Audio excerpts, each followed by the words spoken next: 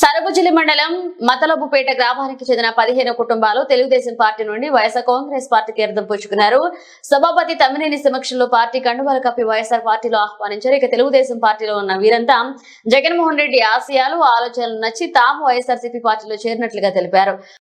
రానున్న ఎన్నికల్లో చేరినట్లుగా తెలిపారు. ఇక రానున్న ఎన్నికల్లో ఎమ్మెల్యే అభ్యర్థి తమ్మినేని సీతారాం, ఎంపీ అభ్యర్థి పేడాడ తిలక్ గెలుపుకు తాము శక్తి పవంచన లేకుండా కృషి చేస్తామని పార్టీలో చేరిన క్యాడర్ స్పష్టం చేశారు.